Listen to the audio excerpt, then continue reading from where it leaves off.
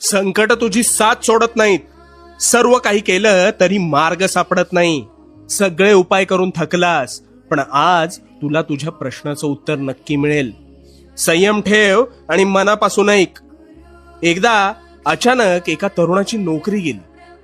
अशातच त्याच्या आई वडिलांवर जवळपास 10 लाखांचं कर्ज झालं होतं. नोकरी मिळत नव्हती. मग या त्रासाला कंटाळून त्या तरुणाने व्यवसाय करायचं ठरवलं. आता अगदीच काही नाही म्हणून कमी भांडवलात त्याने सकाळचा नाश्ता द्यायला सुरुवात केली.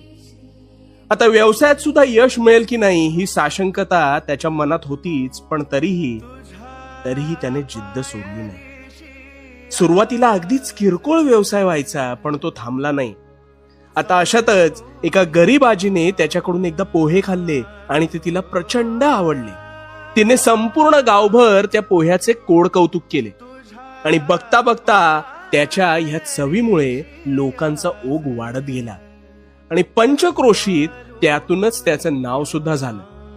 आणि एका लहानग्या संकल्पनेतून सुरू झालेला हा प्रवास थेट 30 ते 40 किलोच्या दैनंदिन ऑर्डरवर जाऊन पोहोचला आणि 10 लाखांचं त्याच्या आई वडिलांचं कर्ज हे निव्वळ 2 महिन्यात फेडलं.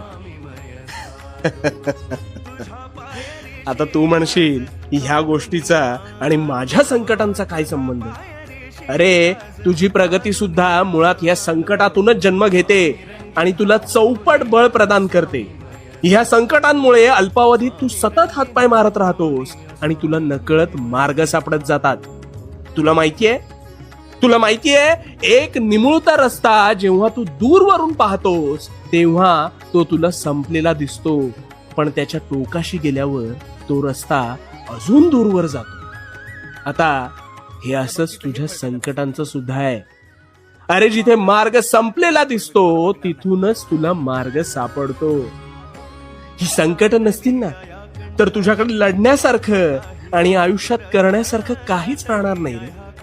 आणि म्हणून या संकटांना सकारात्मक स्वरूपात घे आणि हो, भिवू नकोस कारण मी तुझ्या पाठीशी आहे. भिवू नकोस, मी तुझ्या पाठीशी. चक्र हे जन्मोजन्मीचे, चक्र हे जन्मोजन्मीचे, भेदाया निघालो स्वामी रंगी.